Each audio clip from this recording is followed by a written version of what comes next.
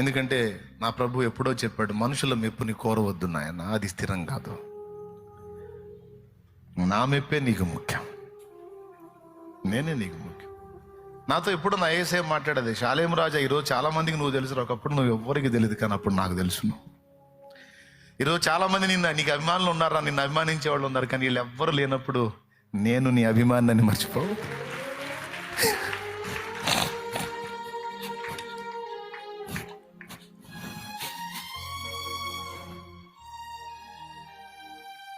నా best fan యేసయ్య.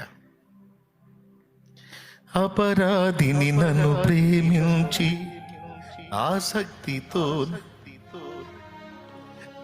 నీ దివ్య రక్తములో. తమ్ముడు, ఈరోజు నీకెవరు నిన్ను అభిమానించేవాళ్ళేరా? నిన్ను పిచ్చిగా అభిమానించే నీ బెస్ట్ ఫ్యాన్ ఉన్నాడు తెలుసా, ఆయన యేసయ్య. నీ బెస్ట్ ఫ్యాన్ ఆయన. చెలే నీ ఫ్యాన్ రాయన, నీ ఫ్యాన్, నీ అభిమాని తెలుసా. మళ్ళీ విశ్వమే ఆయనను అభిమానించింది, ఆ విశ్వము చేత అభిమానం పొందేవాడు నీ అభిమాని. అది నీ అభిమాని. నమ్మవా?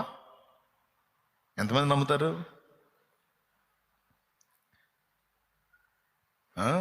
ఆయన నీ అభిమాని. నేను చెప్పే జోకర్ నిజం. అప్పుడే యేసయ్య నా ఫ్యాన్. ఈ చెత్తోడికి, ఈ పిచ్చోడికి, ఈ ఆశోదోడికి, ఈ అరవందుడికి ఆయన ఫ్యాన్.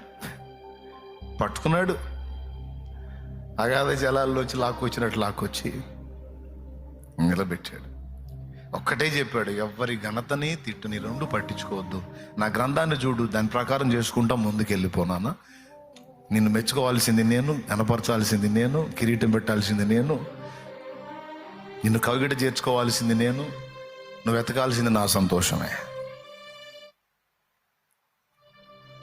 మరి అది చూసుకుంటే వెళ్ళా. ఈరోజు మీ అందరికీ పరిచయం అయ్యేటట్టు చేశాడు ఆయన. కొండ మీద నేను నీకు చూపించిన ఆ మాదిరి చొప్పున నీవు కట్టాలి అని నాడు మోషేని పిలిచిన దేవుడు ఈరోజు నీకు నాకు కూడా మాదిరి గ్రంథంలో చూపించాడు. దాన్ని బట్టి నువ్వు నడవాలి, దాన్ని బట్టి నువ్వు పని చేయాలి, దాన్ని బట్టి నువ్వు పరిచర్య చేయాలి. ఒక్కటే లక్ష్యం.